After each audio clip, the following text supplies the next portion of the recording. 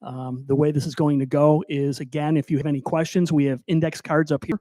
If you would please grab one and fill them out with your question, and then we will try and go through those. What we'll do is the mayor will have a brief opening here to talk about the views of the village of Orland Park's long-term planning, and then we will have the developers themselves actually present what their ideas are and their plans for the site. And then at that point, we will allow the balance of the time for any questions to be asked. If we put them again on the cards, we will ask the questions and try to get the answer. And that's the way that we're going to proceed tonight. So we'll get right to it without ado. Mayor Keith Pekow of Orland Park. Good evening, everybody. How you doing today? I want to thank Commissioner Morrison first for bringing this whole thing to our attention a couple months ago, and then also for doing this event as well. But I'm here, as you know, I'm only going to be here for another couple of weeks, but I'm here to give you the background on the project, what we've done on the project.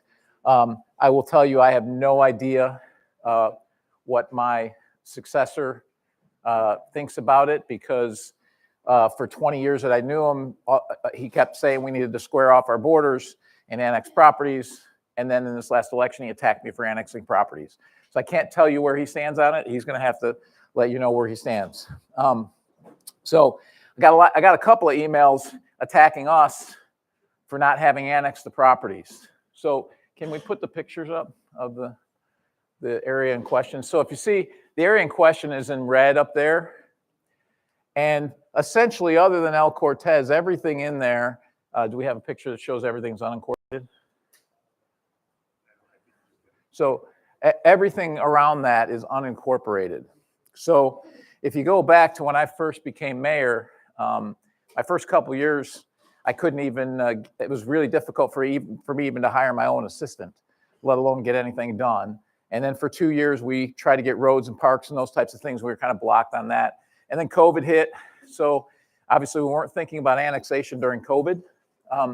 But as soon as COVID was over, really, we started addressing annexation, because properties like this, which are in the Village of Orland Park, but they're unincorporated, so that's not part of the Village of Orland Park, basically the county can do whatever they want as far as putting properties there. A good example is Will County actually put a big trucking thing down at the Einoder Concrete over our objection. It was zoned R1. Mokina and us objected. They went ahead and did it anyways. So one of the things we embarked on was to try and annex properties throughout the village that the first priority were those properties that were commercial or potential for commercial. And so we've done that. The issue is for forced annexation, you, one, have to surround it, which we do in this case, but two, the property has to be less than 60 acres contiguous. This is 115 acres of contiguous land. So we can't force annex it, which makes it problematic. We have explored other options. We're out there trying to get grants. This whole area is a floodway. The long-term zoning use is actually for wetland and water storage and open lands. So that's what the long-term Orland Park Comprehensive Plan calls for. We have applied for some grants that are out there, federal grants, that would provide the funding for both acquiring the property and restoring it to a wetland. So those are things that we have done.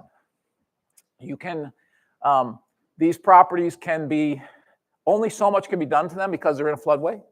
So I believe it's what, 50%, Steve, they can spend on the property? 50% of the property value and improvements is all they can do, because they're in a floodway. But the village's position is this should stay a floodway. And we certainly oppose this particular project. But I wanted to come here, even though I'm leaving in a couple of weeks. I won't be here for the next hearing. The last hearing, there were what, 4 or 5 of us? I saw a couple of you in the room. Here, there were 4 or 5 of us there. I was there to speak for the village. Well, 4 or 5 doesn't get the job done. This will get the job done. I know it's downtown, but go there and speak. That's what you need to do, okay? So don't expect that 2 people or an HOA president or the mayor is going to go there and be able to have the impact of this. This will have impact, okay? And when I'm done here, I'm going to turn it over to them, and I'm going to leave because it's really their project. It's a county project, not a village project, but I wanted you to know where the village stands on it. We oppose it. The board passed a resolution opposing it. We passed it on to the county commissioners.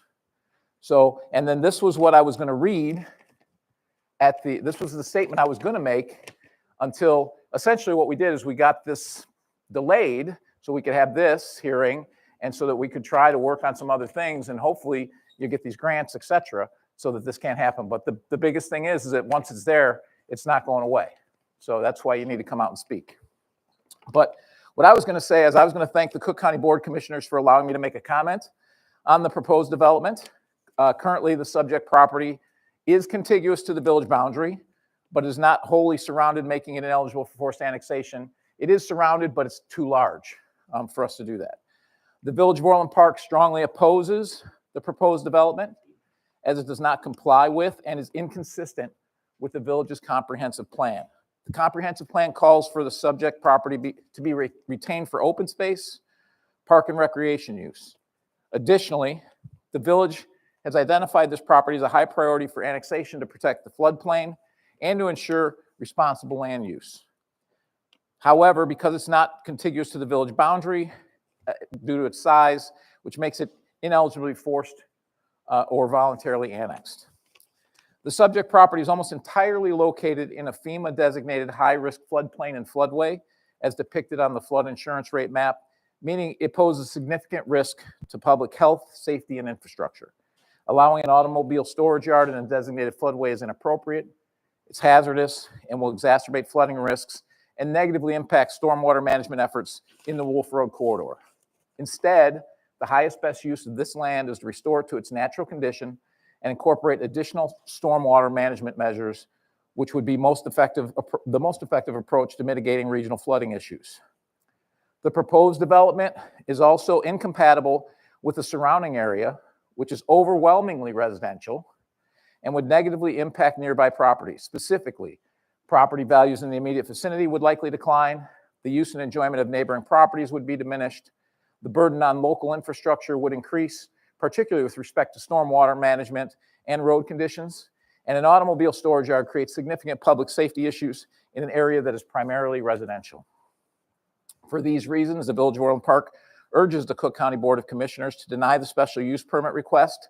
The best and most responsible course of action is to preserve this property as open space, aligning with floodplain management practices, best practices, and ensuring long-term environmental sustainability for the region. So that was going to be my statement. I'm going to leave this with our staff, so the incoming mayor will have it, and he can certainly go there and speak on your behalf. But again, I don't know where he stands on this. So I'd be happy to answer any questions you have specifically about the villages. They'll answer the questions about the project itself and all that, but I can answer anything about the village's approach.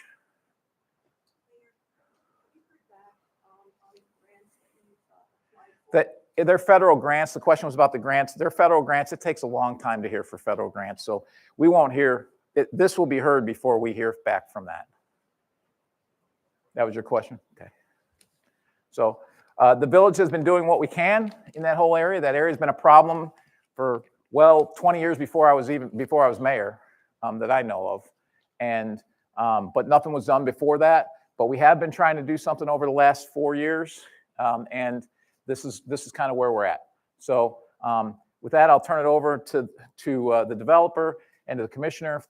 Again, I want to thank the commissioner and for the developers for coming out here to answer your questions. I also want to thank the commissioner and his staff for making us aware of this, because we otherwise weren't really aware of it. So it allowed us to get engaged and engage you. And that's why we did that, was to engage you and get you involved. Again, the village board, the current village board, myself, staff, thinks this is absolutely inappropriate use. That's our position on it. We've seen the project.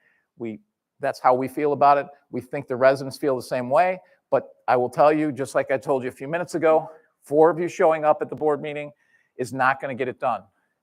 This is a place where the residents truly will be heard if you show up and you speak. As far as the village goes, if everybody here cannot get down there, obviously it's going to be difficult. Would petitions from the residents or businesses in that area hold any weight That's a question to ask. Commissioner Mayor, I'm going to speak to the process of all this kind of stuff in a So he minute can here. speak to that. So, okay? So, Thank you.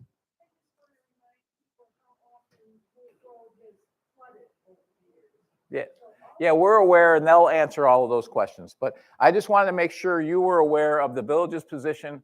Like I said, I'm not going to be here in a couple of weeks, so I won't be able to speak. Hold on. If we have questions, fill out the cards. I'm going to restate. Mayor, I want to get this going here. Yep. So I'm going to turn that over to them to get going, but I wanted you to understand the village's position and the actions that we've taken, on your behalf on this. All right. Thank you. Okay, thank you. Who has a question?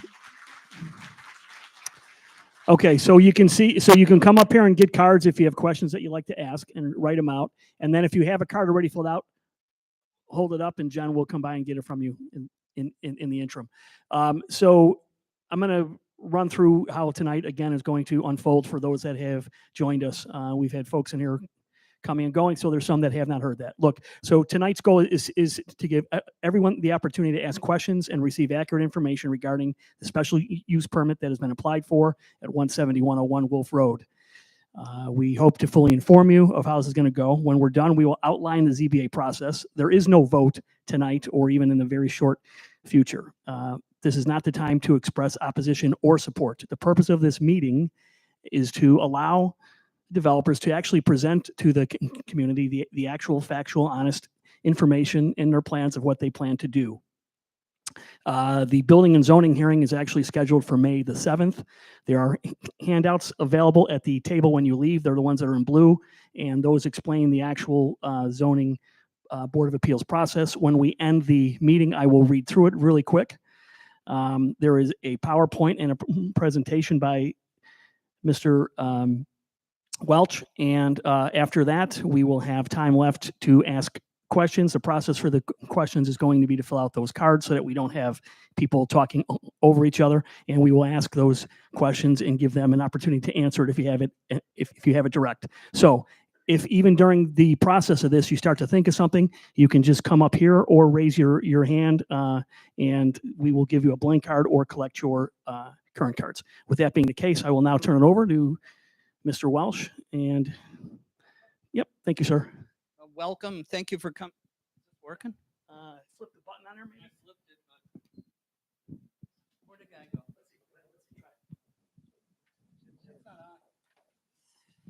Test. There it goes. Welcome. I'm Dwight Welch. This is Steve Francis. We're both Orland Park people. I live in Orland Park. Steve's business is here. He's one of the finest architect firms in the state of Illinois. And if you could drive down 159th Street, every one of those car dealerships, that's him. And he's my partner in this endeavor, and we've done a number of them. I want to correct a couple things, though, right off the bat. Zoning is required by law to send letters to all the public officials. That's the fire district, that's the city, that's the county, everybody that's involved, the townships. We did all that. So when they say they weren't told, they were told in letter form. All right. I just want to make it clear. We try to be fair to everyone, but we want to have fairness too. You know, we're a strong company. If you read and you look at the front of this brochure, and I think most of you got it, we don't have it on the boards, but we go back to the auto industry. It started basically with Ford Motor Company in 1903. We're part of that. If you look at this, this is a wheel. And these are all the components of the wheel. Who works in a bank here? Anyone? Okay. Who works in a car dealership? Who bought a car from a car dealership in town? How about that? All right. And then the point being is we're part of the financial well-being of the auto industry and the banking industry and the credit unions and so forth of the United States. Why? GMAC at the bottom. And it goes back to 1919. That's a long time ago. That tells me that there was a need to collect cars if they weren't paid for.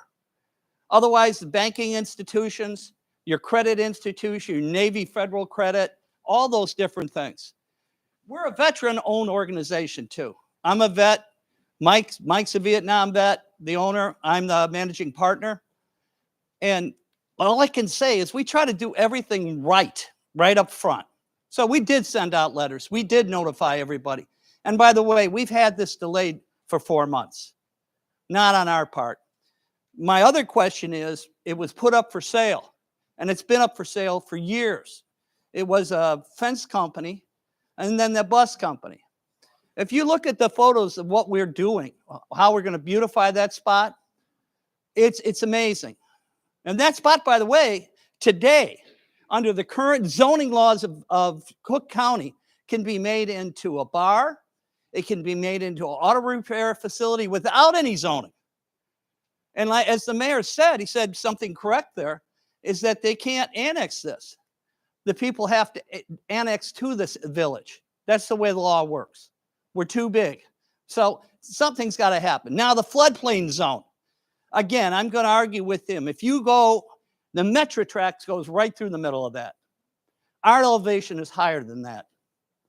And we've actually had traffic studies done. We've done everything required on that site. We've spent $2 million because we had to buy it in order to get all this stuff done. That's our money. Yeah, I know you're not concerned with that, but we're concerned with your homes and your property values. I live here. His company builds here, and we care. No, I don't live across the street, but just hear me out. Okay, I don't. But hang on. You got a hot dog stand down the street. There's different things. Orland Park right now, and I've run numbers on this. Orland Park right now has a 23.7 vacancy rate of commercial. There's going to be a point where your property taxes are going to go even higher because of that in Cook County, because Cook County controls your property tax. It's just a fact.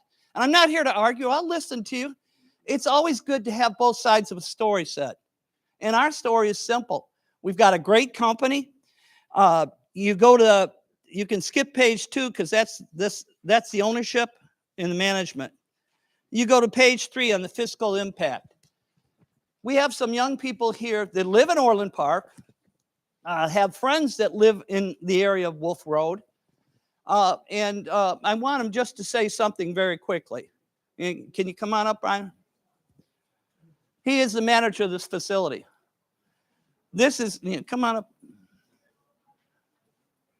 Longtime resident of Orland Park. How are you? My name is Brian. I do live in Orland Park. I'm going to be one of the managers here at this facility. My kids play football for Orland Park. My wife runs the Orland Park Pioneers cheer program. So we've been here for about 9 years. I get everyone lives across the street. I have 4 friends that I know of that live in the same subdivision right across the street. But I am 100% here. You've probably seen me if you drove past and you see me pulling in and out. I'm checking the water and picking up garbage and all the empty beer bottles that are along the fence. It took me, I want to say, about 5 days to pull all the weeds, and we mowed all the grass down. We cleaned up all the beer bottles that were out front. And I still pick up all the garbage. We fixed the mailbox so the mail didn't keep blowing out down the street. I care about this property. I mean, obviously it's in my backyard. As far as diminished property value, I don't see it because I think we have a before picture or what it is now floating around compared to this. But you can see from the landscaping designs, you won't see a car. Do we pick up financed cars? Absolutely. The average, I'd say the oldest finance car we pick up is 7 years old. So you can kind of picture what a 7-year-old car looks like. Some of them, I'm not going to lie, might be crashed. Would you see it at our property? Absolutely not. No, because absolutely, I'm not going to argue with it. Okay, let me keep going now, and I'll explain our whole thing. Where did Rob go? Where are you at, Rob? Oh, where? Yeah, come on up here. Where'd you go? You're like a ghost, just to explain, this is our insurance end of it. Yeah. Just so you know, on the insurance, on the floodplain deal, there are houses on the east side that are closer to the floodplain and in the floodplain than we are. Can you get insurance? In some cases you can, some cases you can't. We're not going to get any floodplain insurance because we don't need to. We paid cash for the place. Yeah, the purpose of me being here is Asset Biz has been a customer of mine, and we're. Can you hear me? So the purpose of me being here is I insure Asset Biz. I actually have kids who go to Orland School District. I don't live in your area, but what I will tell you is people hear asset recovery and they hear, chaos going in and out. We have a company named Cincinnati Insurance who's insured Asset Biz for quite some time. It's very tough to get that industry insured. So they have to come out, do loss control. They look at a 5-year loss history. And what Cincinnati Insurance, they're a very conservative A+ rated carrier. They do extensive loss control. They have been to all their properties, and they came up with a stellar loss control report. So it's going to be a business that is going to fit in Orland Park. I understand the recovery part, and some of the residents, don't like that. But what I will tell you, this is a best-in-class business. It's not a typical asset recovery business. Cincinnati Insurance would never write a company that this is probably one of the only asset recovery businesses they have. They have a 5-year loss history report that they also take a look at. Out of all the properties, they're virtually loss-free, meaning no theft, no property damage, no liability claims. So again, the purpose of my being here is this is a best-in-class operation. It's been loss controlled by several loss control adjusters. Their loss history approves it, and just kind of want to bring you up to speed with the class of the operation that would be going in this facility. Thank you, Rob.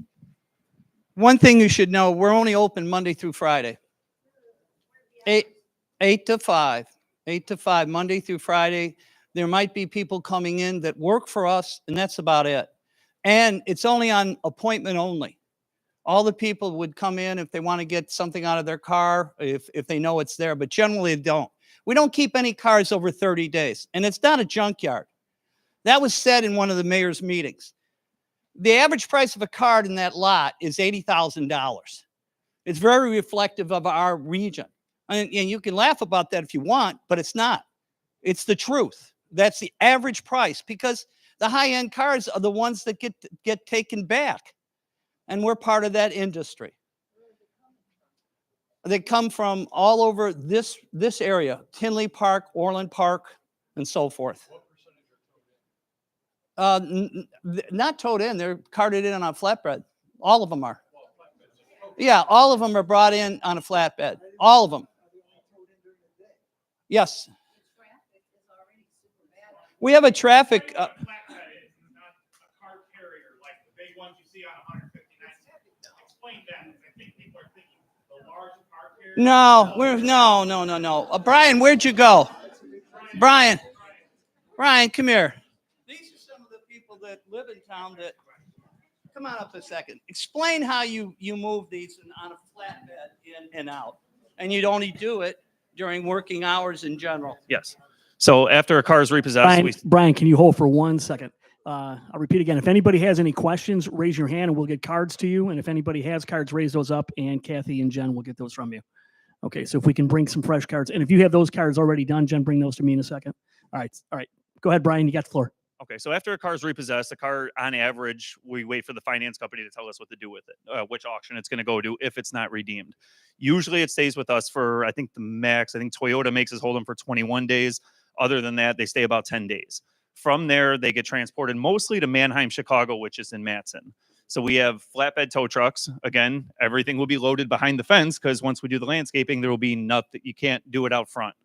So again, will you see a tow truck with a car on it? Absolutely. Drive down the street, you'll see a tow truck with a car on it somewhere around here. So it's not a big car carrier that's going to be damaging roads. It's just a regular flatbed tow truck, like your all-wheel drive car you'd want towed. And then after that, they go to the auction. If the people still have time to redeem them, they can redeem them from the auction. But then it's out of our hands. So we want to show you something on the area too. They're operating in, they're kind of backward right now in Orland. And I'm not talking about you. I'm talking about the government in the sense that we're operating off a 2013 comprehensive plan. I'm a professional zoning artist, so to speak. I've got an undergrad degree in that and several graduate degrees, and I'm at the doctoral level. Having said all that, we researched it. North of us and south of us is zoned an R4. R4 is multifamily high-density housing. And it's on the zoning map that if you go here and you look on it, you'll see it. It's still there. And we questioned that, and we ended up getting a hold of the city. No, that's our zoning. And that's the way it is. So they can build affordable housing along there, very easily. And having said that, we're coming in with a commercial business that's stellar.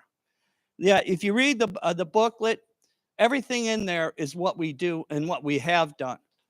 But we have a really good business. We're going to hire 15 people.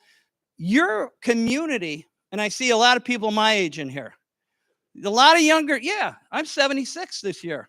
Okay, I've been around a few blocks over the years.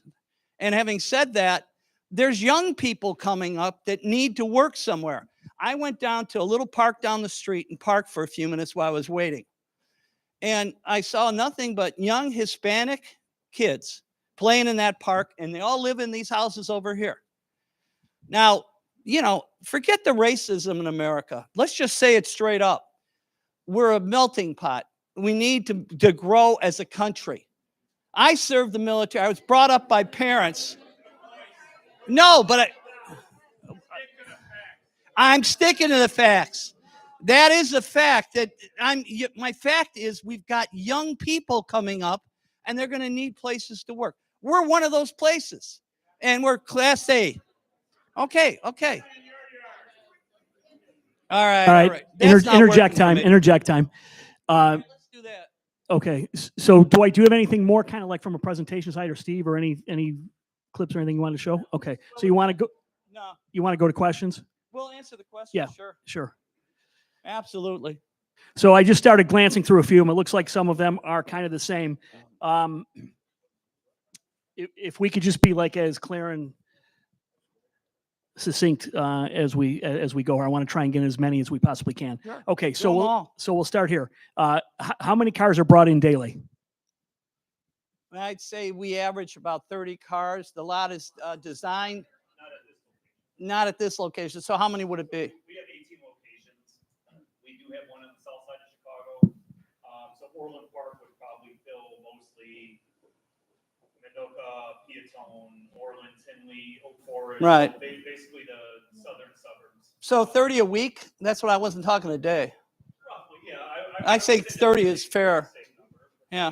30 and 40 Okay. for the whole week. Next one. On average.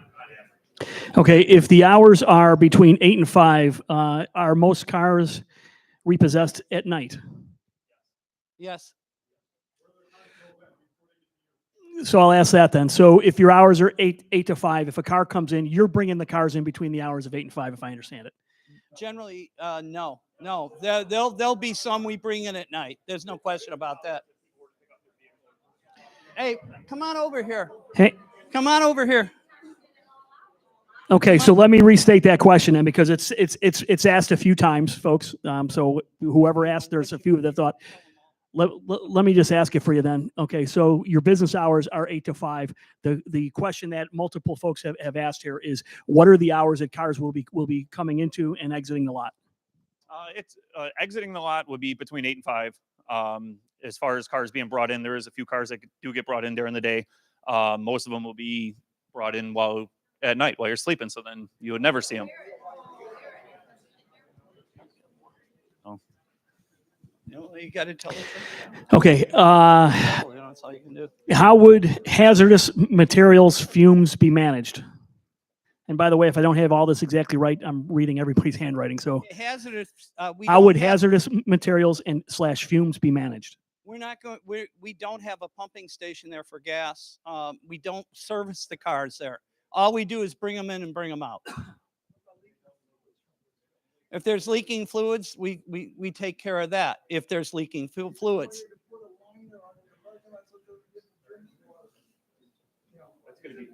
It'll be paid. It's going to be paved. It's not going to be permeated. Everything's got to be paved on our industry. It's gonna be a lot better than the school bus company. I can guarantee that. That's probably the least thing. Yeah, the school bus company, forget it. We had to remediate the property. Who gets the tax revenue benefit? No, you do. You're a Cook County resident. You'll get it through the tax bills. Absolutely. Yes, you will. How will the lighting be? The lighting here. Well, I'm we haven't sorry. even How will talked- lighting / security be? Okay, our security is run by the Illinois Commerce Commission. We're one of the few agencies in the state that has to meet the mandates. We have double fenced yard. We have lighting, alarm systems on everything. Well, it's a picture right now. We haven't got in there because we haven't finished yet. We'll come in and do everything all at once. It'll be indirect light. Steve, talk about indirect light today. They go on when there's movement. That's the kind of lights we have. So if somebody's moving in the lot, chances are they already set off the alarm. You stated that your average car that you would repo would be about $80,000. Then you also stated that your average car that you repo is 7 years old. Show me a car that's 7 years old for $80,000. You get a lot of, we got a lot of high end. So here's what we're gonna do. I want to keep asking. You guys Let's just- have a lot of cards here to ask. So I'm gonna ask them. Yeah. Look, your ideas and what you, again, hang on a second. I got the floor. So what we're going to, you did say that, but that's okay. Listen, let them get you have questions that are respectful, good questions. Let them answer it. And then it's going to be on everybody here to weigh that themselves on what their thoughts or opinions are on that. This is not set to be a debate. It's an opportunity for you to present a direct question, and we would hope that we would get a direct answer to that. Sorry, sir. To be more, I get it. We misspoke on that. The average auto loan, the oldest average auto loan is seven years that they're paying on. Not that the average you can default on your car tomorrow and we could pick it up in 2 months. So I didn't mean we're going to, the average repo we pick up is 7 years old. I just meant the average auto loan. Okay, how many? I'm reading through these, so you just give me a second as I read each one. Okay, do delinquent borrowers show up on the site to claim their autos? On appointment only. If they clear the finance companies or the banks or the auto companies or the auto dealerships that. Pardon? That's, we haven't experienced that, to be honest with you. We have a high security perimeter on that thing. No, in general, they're told later if they need to pick up things, they're told how to get a hold of us by phone. And they have to make an appointment to come in, straight up. Pardon? No, I don't think it's necessary. You live in a very, very strongly patrolled and a great city. You really do. Good police. Here's a question. Okay, another question. How many what is the capacity? Police department. So Orland Police, correct. This is in unincorporated, which would be the sheriff's police. Vote every day. It would be the sheriff's. All right. Okay. Yes. We're gonna keep asking the questions though. Yeah. How many cars / capacity will the facility hold? Right now, no. It was up there on the screen. There's enough space for 200 is probably the limit we would go. And as he said, we won't be doing that because we move through them very quickly. Why did you choose this location? The real estate people put it out there. It's been for sale for a while, along with the house next door. No one from the city has approached us. We sent letters to them as per law, and no one came back to us. So when they say that they weren't notified, they were notified as soon as the for sale sign got them. And what you should know is they bought a piece of property on the south end off of a grad, the south end of our property. And we didn't go to the hearing because there was no reason for us to be there. And then we got all this back. Results of the environmental studies have, I'm trying to read this. The results of the environmental studies, have they been completed? Yes. And And who were they performed by and when? The study was done by Geotech Engineering. The studies went to Cook County already, and they were already cleared because Cook County won't even put it on the agenda if something comes up negative on the environmental tests.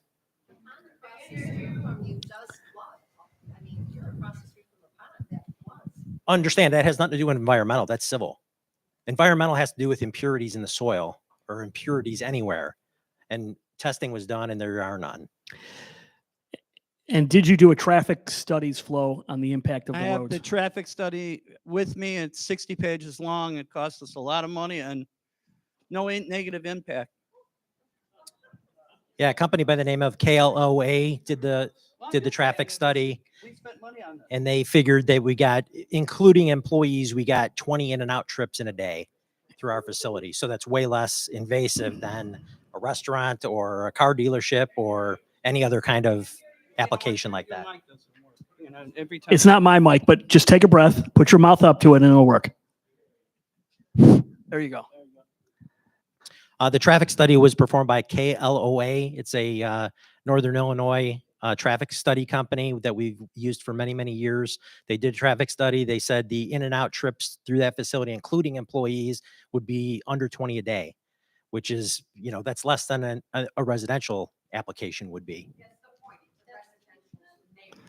But it's not. This property is, as well as all the other ones, are zone C1.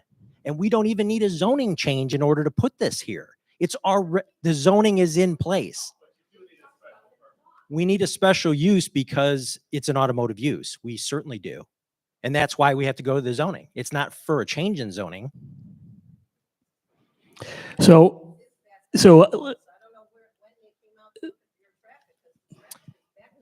So typically the way they do a traffic study is they monitor for a month. They put monitors out there and monitor traffic for a month. And that's the way they come to the study. I'm going to talk about the hearing process towards the end here, folks. Ladies and gentlemen, I'll talk about the zoning process at the end of this, okay? And then you can probably get some answers there. Will you be holding auctions on this property? No. Okay. That's not what our business is. Well, stay here. Not out. If you shout out, everybody's going to shout out. Let's just be proper here. Okay, so this is for. Is there any work being performed on the autos on the property? You know, other than inventorying any items that are personal items in the car, and we inventory that and make sure that it's available to the owner. Okay. Prior owner, I should say. Sometimes they get their cars back. A lot of these are the same, so I'm just skipping through. So just give me a second. Hours of operation.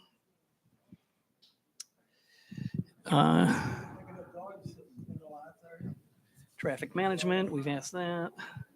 One thing I found in my career is the dogs end up running away. I don't care how, you know. I'll ask this one more time because it's been asked a lot, but and then I'm not going to ask it again. But almost every third card is: how much traffic do you see coming in and out of the facility on a daily basis?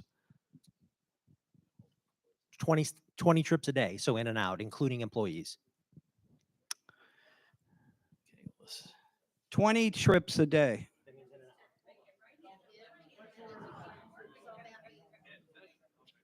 That seems to be the most that seems to be the most frequent concern. Just by going here is that any infrastructure improvements that are planned. So because this is And in let a me just add this floodway- because it goes to the same. Will there be a tall fence, and will it hide any unsightliness? There is. So there's existing today, there's an 8-foot chain link fence there. That will be made a solid fence to match the new cladding of the building. So you won't be able to see anything beyond the front parking lot, which there's 10 cars up front, which is basically for employees, or if somebody needs to come in to come pick up personal items. And that's going to be all landscaped and upgraded. You know, the site right now is in disrepair, and it has been for many, many years. It's just not a nice site. No. It's just an 8-foot security fence. Yeah. Do you have a card for me? Too many cards here. Okay. Will this?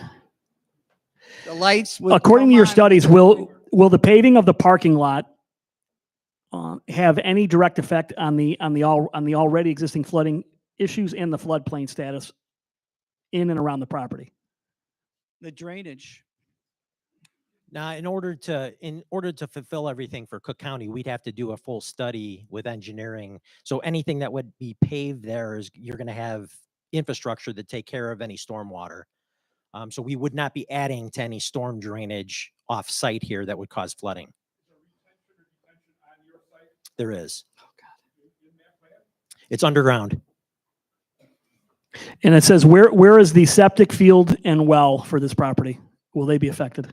Septic field is existing. It's along the south property line, kind of right behind the building, and it's not going to change. It's in a grassy area that's right behind on the east side of the building. Here's an important one, I think, probably as well. Has there been any analysis or fiscal impact potential on the property values around the buildings? Not that I'm aware of. I mean, we haven't done any improvements, so I wouldn't think there'd be any impact at this point.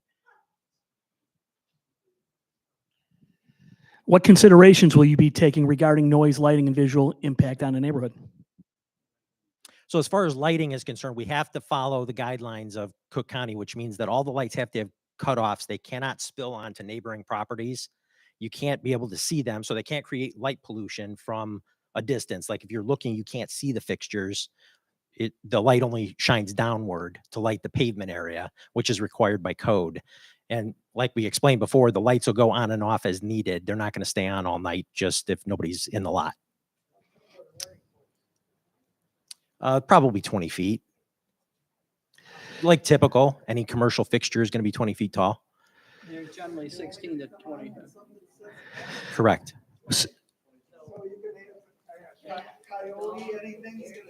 Could, sure. But our property's all fenced, so I don't imagine we're going to have much animals running around in it. Is your lighting open light or is it direct down lighting? Direct down light.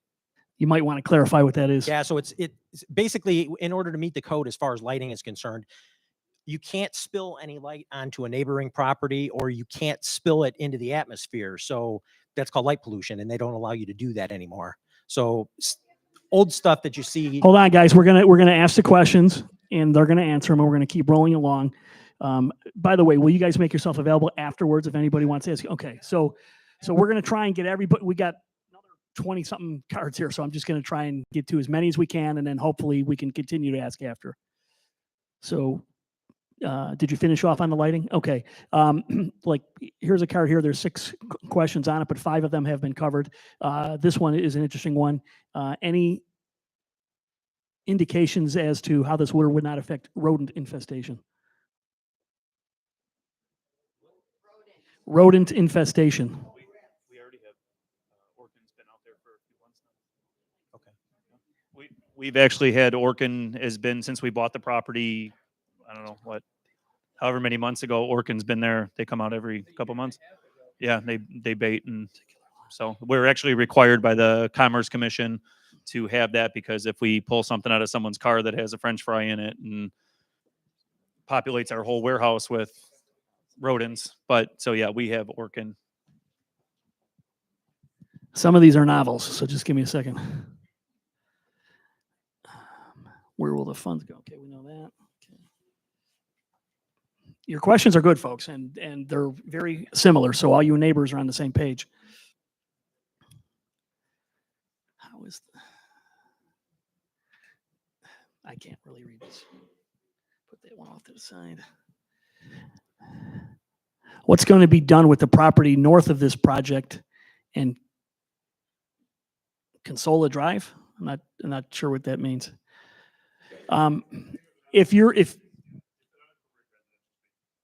Okay. I mean, just to be clear, so as it pertains to the Consola Drive is a drive over off the neighborhood. So to be clear, what this developer is looking to do is just that property on 17101 Wolf Road. The other properties are, I'm assuming, I don't believe you own those? No, so they would have no impact on the other properties if I'm understanding a few of these.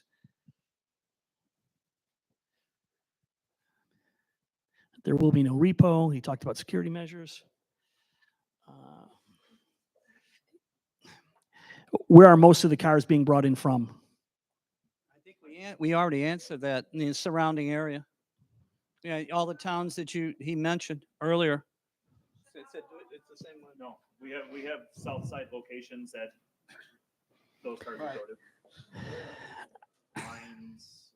We have 18 different locations across the Midwest, Wisconsin, Indiana, but then Chicago, we're in Lyons, Crestwood. So a lot of our Chicago cars go to either Lyons or Crestwood. Harvey, Markham, all those cars go to Crestwood. So we also at our Lyons location, we're on almost a residential street. We back up to a house. We have had we had one complaint from one neighbor about the horn. We've eliminated that. And he's right on the other side of the fence from us. We've had no complaints, and we've been there almost a year, roughly about a year now. Where is that? Lyons, about 47th and Joliet Road. Do you have any locations that are similar to Orland Park? Oh, yeah. A suburb, middle-class suburb? I personally haven't been to all of our locations because we do, like I said, we have 18 of them. I mean, Cary, there's a bunch. yeah, we're in there's a Cary, bunch. Illinois. I mean, there's Is there I'm sorry. Go ahead. So next question here is, what is the height of the fence going to be? 8 feet, solid fence. Okay. I don't think it can be. I think it's limited to 8. Yeah. You can only do. Somebody can just grab a ladder and go over it. There's a limitation on how tall of a fence you can do. Somebody asked a question. This is, I guess, geared more to us from staff. Is, are we going to be notified of the place and date to go downtown? Okay.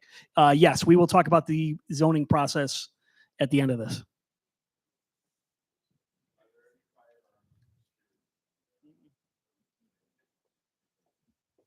We have a negative on the firearms policy. Nobody carries. How do you protect the property during off hours? Alarm system, the most secure system that's available to commercial properties. And again, it's all regulated by the Illinois Commerce Commission, which regulates our type of facilities. It'll go right to the state? Yeah. It'll go right to the state? It'll go, no, if you're involved with commercial property, they generally go to an alarm service. That's the way it all works today. And then it'll go to the state? No. It would go to the sheriff's police just for Yeah. just for common state. So unincorporated Cook County is patrolled by the sheriff's district. Your fire protection would still be the Orland Fire Protection District. Will it? Okay, it's the same thing on a meeting. If it goes off on the building, there'll be a response from our own people too.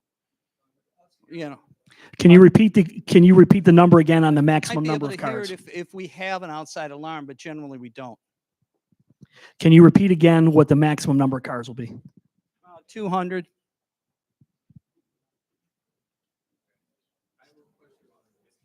Well, you just fill out a card and we'll hear it. Well, she's doing them. I'm trying to get through them. We've got about 20 more of them here. They keep coming in, which is fine.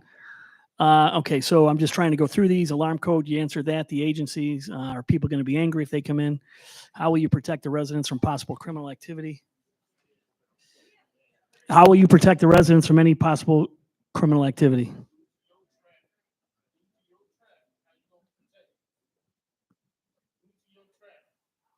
Most of our traffic's going to be at night. If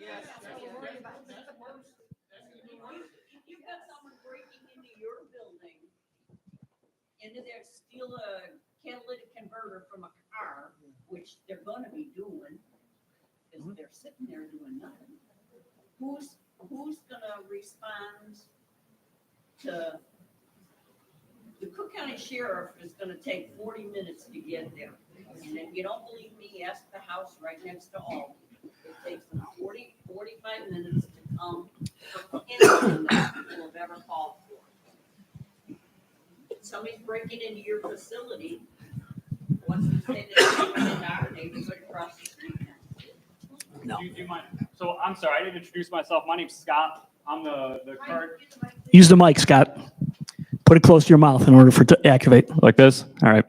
My name's Scott. I'm actually one of our current managers at our Crestwood location. And that's a great question. I know inherently when you hear repossession, you may think crime or people that are delinquent. And if you're worried about crime from, starting in this location and spilling over to the street, it's a valid concern, right?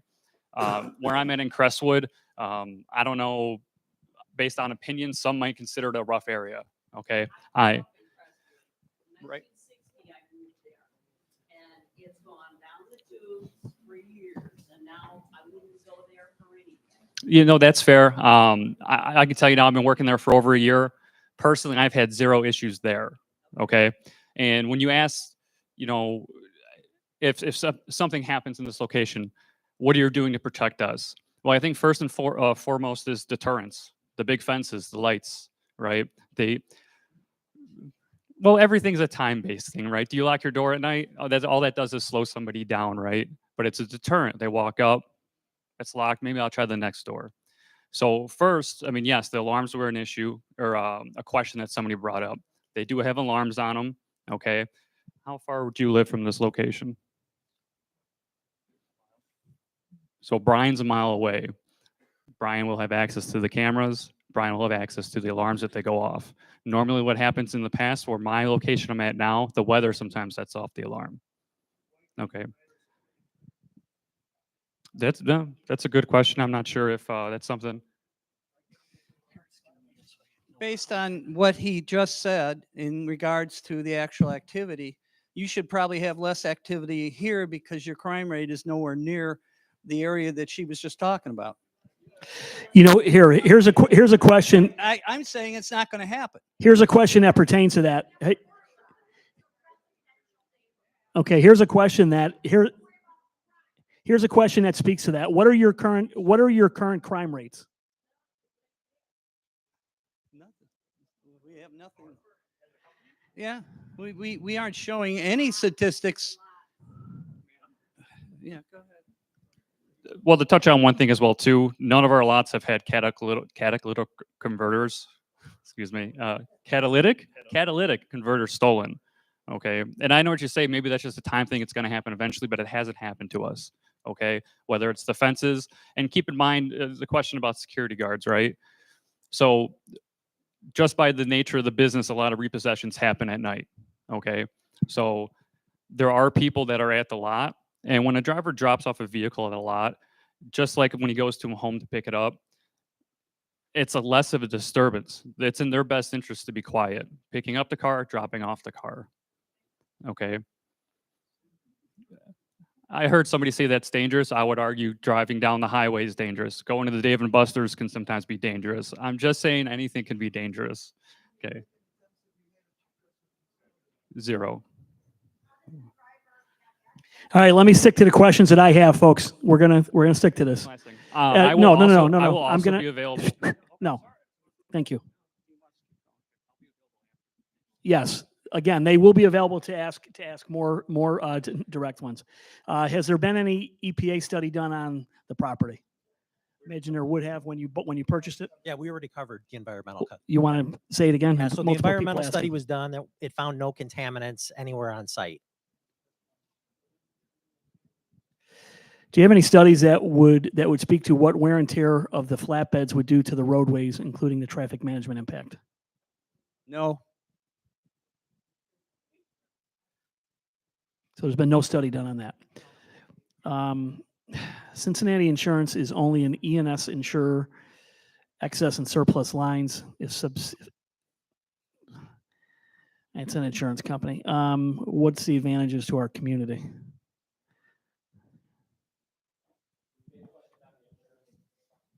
Just ask Yeah, it says Cincinnati Insurance. This is a question from someone. Cincinnati is only an E&S insurer. Excess and surplus lines is for substandard companies. What is the advantages to our community? Cincinnati Insurance has two divisions: a standard division. They're an A+ superior rated company, one of the best companies that's out there, and they have a secondary division that is E&S. This particular division is in the standard company. Cincinnati is top notch. They're up there with Travelers, Liberty Mutual, and they only write best in class business in their standard division. And anything else that goes under the standard division goes to their excess and surplus lines. Asset Biz is in their standard division. Why did your company choose to go to? Oh, I'm sorry. Why did you choose not to go to incorporated and go to unincorporated? Orland Park. The property was available. I mean, it's it's been for sale, and the real estate companies in the area contacted us because they knew we were looking for a spot out here. That's it. Just the same way they look at houses and commercial properties. Same thing. What happens if people follow their cars to the lot overnight? And how do the trucks get into the lot overnight if nobody's there? Basically, if we have a tow truck that we know someone's following them, I've repossessed for 13 years. I don't do it anymore, but now I'm just a manager. But if they follow you, basically it's nighttime, you know when a car's kind of following you. So usually we pull over before we get to the location, and we notify police, whatever town we're in, and they usually stop them and we keep going. So that's my experience. If your plan goes through as a company, when it rains, the area you are going to build on floods along with Wolf Road. If you build there and put in lots, there will be water that will go onto Wolf Road. Wolf already closes for a while. Now it will be longer. How will you help address that? So in order to get through Cook County, we still have to do engineering to take care of stormwater. Keep in mind that we're not making any improvements to this lot. We're not building anything here. We're not putting more aggregate hard area than is already there. Understand, but it's all hard surface now. Crushed stone does not absorb water. Crushed stone is the same as pavement. It rolls off. So everything rolls to the east from our site, whether it's paved or not. And at this point, there's no sewer or infrastructure there now. So it only makes the problem worse. Once we take a look at engineering and get stuff underground where it's supposed to be, then you're not going to have the issues. Now, keep in mind, we're only one small site in that whole area. We can't fix the whole area, but we can certainly make sure that we're not adding additional problems with anything that happens on our site. It does now. So we can't change the slope because of the situation that it's in the floodway. Is there going to be any signage or any type of big sign put up on the road? Just the sign on the building that you see. That's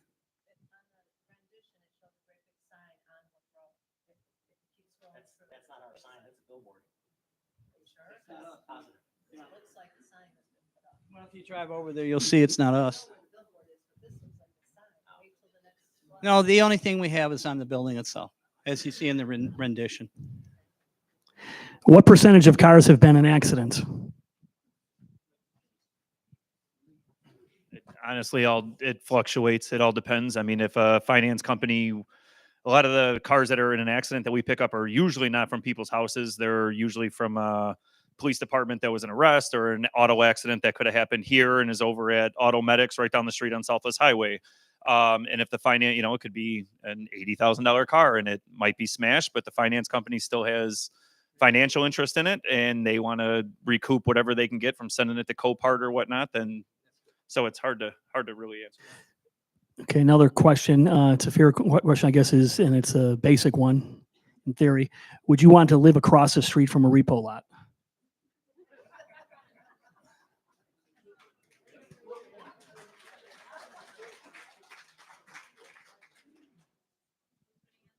I'll answer it. If you look at what we're doing, you're not going to see anything. Speak, Dwight. See, Speak. Just. you know what? There's no yes or no on that. If it happens to people, we have people at our other lots that live right next to the lot. Okay, hang on, folks. Hang on. Let's let them answer if you choose to, or we can move along. Either one. I mean, I can. I can Just move answer along. that. Okay. It's silly. Uh, It is silly. It's silly. It's certainly, yes, I wouldn't say that it's a silly question. It's a question, but I mean, it's how it's answered is up to you. Well, you want me to say yes or no? I'm not going to do that on a question of that type. I mean,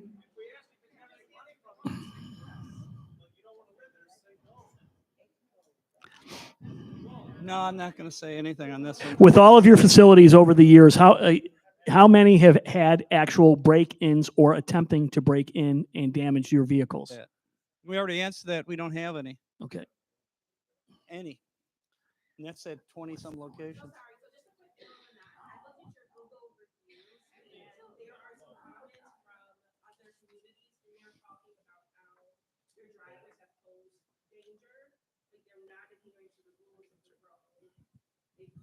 If you Google any tow company, and I'm just being completely honest with you, if I took your car, you can leave me a good review.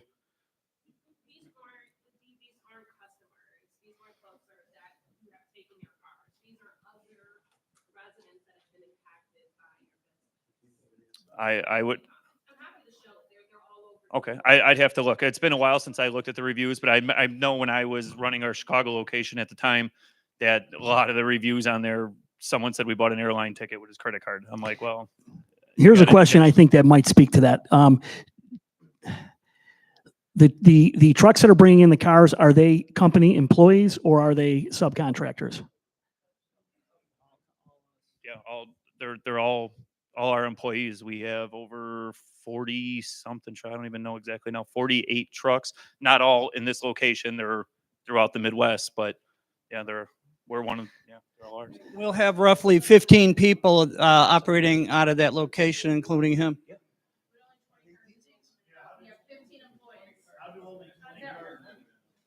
They'd go to different locations during the day.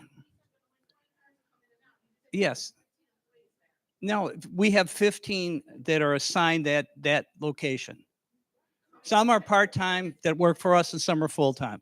It's in the packet.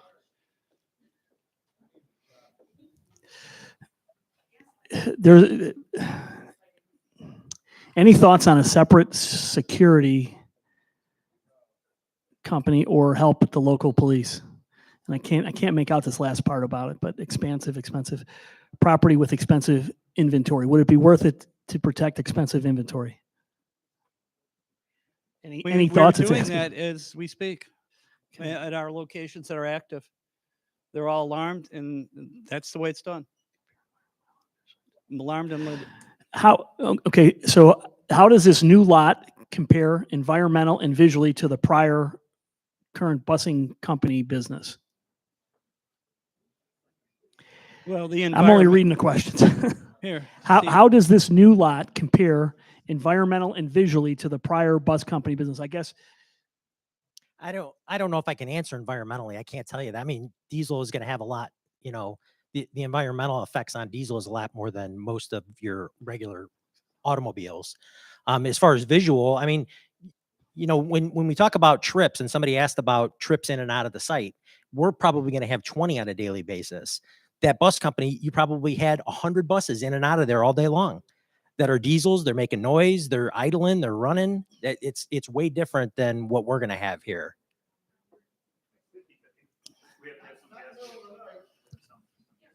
All right, keep going. But they're a lot quieter. Now, they're all newer diesel. somebody did ask that. How many buses used to go in and out of that property per day? I don't know that. And I mean, you neighbors would probably know that best. Oh boy, we got a bunch more. Okay. Is a facility like this in Country Club Hills? There's a lot of facilities in Country Club Hills like this. Oh, I see. Because you were the mayor there. Okay. All right. I figured that'd come eventually. Okay. And I'm cool with that. I didn't understand it. Okay. Yeah, I need businesses in Country Club Hills. I'll tell you that for sure. And then we went after them. Because it's very hard to keep the So taxpayers. here's a good here's a good question. What does this project bring to the community that would be positive? We're a component of the auto industry that you have greatly in this community. Just go down 159th. You've all probably bought a car somewhere along there. I have. And that's what we do. We're part of the auto industry. As you see that tire photo on the first page, that has to be done. It might not be a glamorous part of the auto industry, but it is a part of the auto industry. And it's an important fiscal responsibility. And it started in I think it's 1919 with GMAC.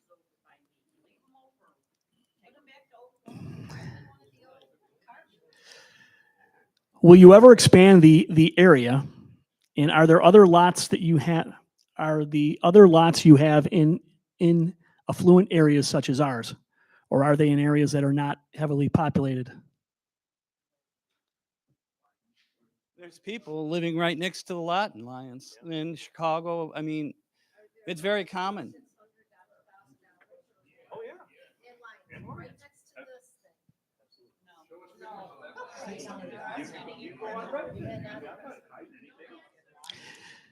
Between all of your locations, how many times have the police been called due to angry car owners? I mean, that's something that could be looked at. Actually, you could probably get that through the police I department. mean, has it happened? I'm not going to lie. It's happened. But I mean, most people, I get it. Most people think that we're repossessing cars from scumbags and low incomes and this and that, and they're thugs and they're coming over to cause a bunch of problems. You'd be surprised if I could show you, if there wasn't a Privacy Act, how many repossessions that we have just in Orland Park. These are people that might even be sitting here, one person, two people. I'm not lying to you. Orland Park, Tinley Park, you would be shocked how many people are up for repo in the subdivision right behind us. But they're you. They're not you, but they're people like us.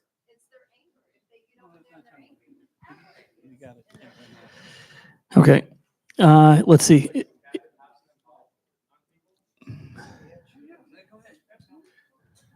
Their answer is that yes, they have had the police needed to be called at their businesses somewhere.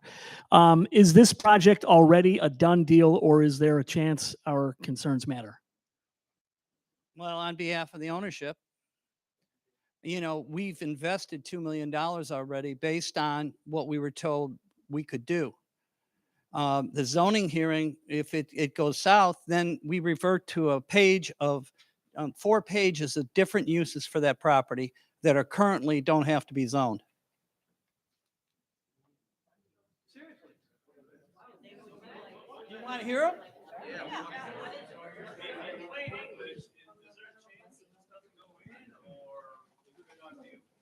There's always a chance. Zoning, Yeah. it has to be- Yeah, there's always a chance that it doesn't go forward, certainly. Look at the zoning chart from Cook County. I wouldn't go down.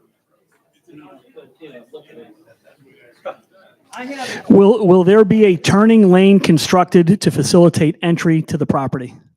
No changes to the roadway. I'm sorry, can you let them read? I want to hear that. I'll do that at the end. You can come up, you can look at it yourself. Well, I'm fine with that. Articulate what it is you're reading. The commercial C4 zoning for Cook County. You can do a bar, tavern, cocktail lounge. And I highlighted some that just seem ridiculous, but that's what's approved. Packaged liquor store, restaurant. In fact, that old El Cortez, they're remodeling it right now. Sporting goods store, automotive repair garage. That's an allowable use. Yeah, probably, funeral homes aren't doing too well. Parking lot for commercial use. Billiard, pool, dance hall. Yeah, but you know what? You had a piece of property that was for sale there. It's called, the right for the people that own that property, the bus company that's selling it. I can't make a decision on that. The property was for sale. The city said, well, our activity is we want this all for open use. Well, then buy it. That's what the market is. Buy it. Have your city buy it. Buy it on a grant. He said he wanted to do a grant. Well, then buy it. Well, we have 2 million into it, and that's what our price will be. Cannabis dispensing organization, that's on the list. All these are allowable uses. I brought these so you could see them. Let's see here. How many EMS or fire calls have been to your properties? We don't think we've ever had any based on the gentleman that worked it for the last, both of them have worked it for years. Will you be taking in cars or releasing them on Saturdays or Sundays? No, it's strictly Monday through Friday by appointment only. If they don't have an appointment, they don't get anything. Well, yes, dropped off. Absolutely. We could have that happen. Absolutely. Very, these gentlemen work, believe it or not, they work long hours, 5 days a week. We try to give them time off. We generally don't do that. Okay. But that's the answer. cars will come in. Cars will come in at any time. But the office hours for people to come and pick them up or do anything is Monday through Exactly, Friday, 9 to 5. exactly. Okay, here's one here that's I appreciate this because it's tremendous printing. Whoever wrote this, good. It says, just to be clear, does this purchase include the abandoned restaurant and the rundown house along Wolf Road? I can answer that. It does not. Again, it's the 17101 property. Yeah, it's just us. Oh, you guys are killing me here.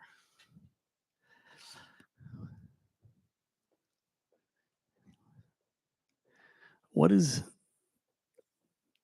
the method to control? Okay. What is the method of control disposition of any illicit or firearms found in any vehicle? We inventory everything that's out of a vehicle.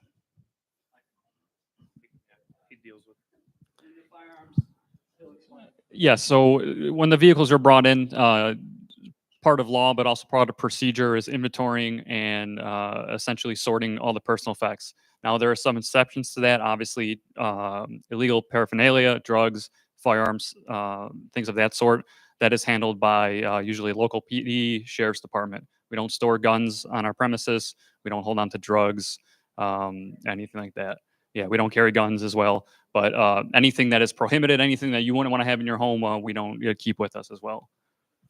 When the firearms are turned over to local law enforcement, we get at other locations that are unincorporated. We do get law enforcement that'll stop by. The one canine cop, she brings her dog by. They use the bathroom. They have coffee. But when we turn in a firearm to, I know Cook County at least, they do a ballistics test on every firearm before they can give the firearm back to the people. So you will see a police car. It doesn't mean that there's an issue, but we make friends with them so that when you call, they do come faster if you need them. But most of the time they just swing by, have coffee, use the bathroom, but they do come by and collect illegals.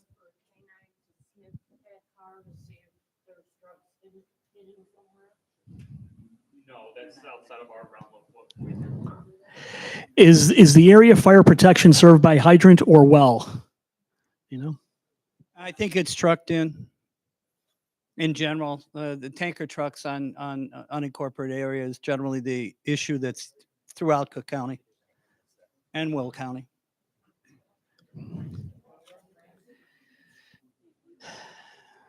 And this is just a comment again. It says, based on your online reviews, theft and poor customer service at your Chicago site, how can we ensure that high theft does not follow out to Orland Park?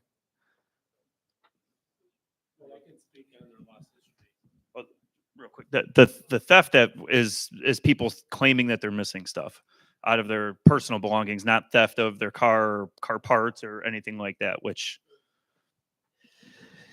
let's see, with 18 other locations, where is?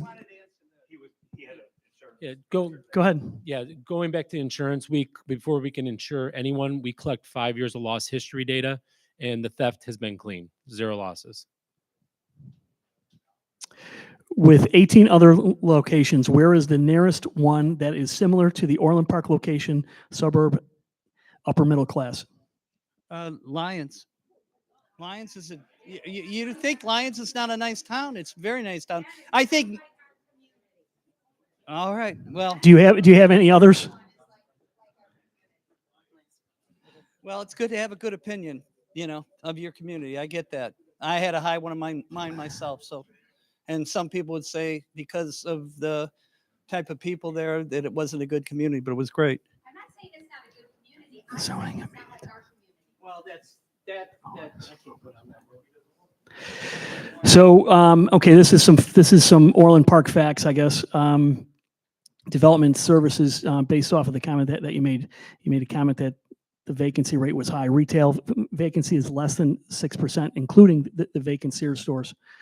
And the zoning immediately to the south in the village is zoned OS, which is open space, not county R4.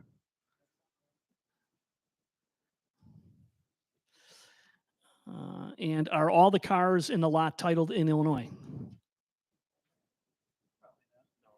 Probably not. Some are company-owned cars that could be out of state. You see them in this town all the time. You see different plates. Okay, rest of these are duplicates. So we're at 7:40. Let me just take you, does any, no, I'm not going to go down that road because we can be here till 10 o'clock at night. If anybody has anything else that they would want to send a question in, do we have them all? All right, if not, these guys have committed to stay here if you want to come up and ask them questions. I would just, respectfully say that we do that in a respectful manner as well.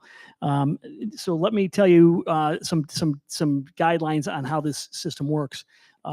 If you got your pens handy, you might want to jot this down, or just do this. Just make sure that you grab this blue sheet that's out there, okay? Do you have a question? Yes, it will. And then, well, I remember I said there was a question on zoning. I'm going to speak to that. So here we go. Everybody that has their zoning questions, I'm going to speak to a few of these things. Patience is a virtue. Okay, so on May 7th, there will be a ZBA hearing. You can, again, grab this blue sheet because this blue sheet has every piece of information that you would need. You can attend in person or you can attend in a Teams meeting, which is what county government uses. And you could pre-register and you will be allowed into the virtual room. And if you wish to speak at that meeting, you can A, speak in person, or B, speak via remote.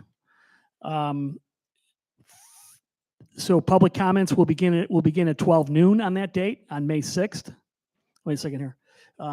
Written submission. Okay, written submission will be accepted at the Zoom until noon on May the 6th. Please note to include your name and address property with any communications or speaking. This has the information that describes the seven member panel. That meeting again will take place on May the 7th. There's a website here for it. On July the 9th, the ZBA will actually make the decision on this meeting. On the date of July the 9th. In August, there is no ZBM meeting. In September the 16th or the 17th, the Cook County Building and Zoning Committee will vote on the item. And then it will be forwarded to the Cook County Board of Commissioners on September the 18th for ratification if it passes out of committee. So that's the process. If you grab this yellow sheet or this blue sheet has the email addresses and the times and everything on it. I suggest that if you are interested that you do that. This is where you live. I'm very mindful of that. We received a lot of calls and a lot of emails, and kudos for that. Civil engagement is the primary force for any community that exists. And I encourage that. Thank you for that. And that was why we took the time to make sure that we afforded this opportunity. I also want to give diligence to the folks that are behind this project and allow them the opportunity to speak to you frankly and to present what it is they want to do. So if you have any more questions for them, you're welcome to come up and ask them. There's a gentleman in the red. It's the only question I'm going to take only because I acknowledged you. Yes. I am undecided at this particular moment in time, but I tend, hold on, I support my residents. My residents have given me ample feedback. So, I think that's, I understand what I'm here for. I'm here to represent the citizens, not a business. And I'm a business guy. I'm a pro-business guy. But there's a process that's going to take place, and the process has to be followed. I'm also very big on regulation and policies and things of that nature. So I have heard my constituents, I've heard the community, and I know where I'll be. Okay, so these gentlemen are offering their time. If you have more questions for them, continue to do that. I would suggest that you stay engaged in this as citizens and have your voices heard. All right, thank you. Good night, and thank you for coming.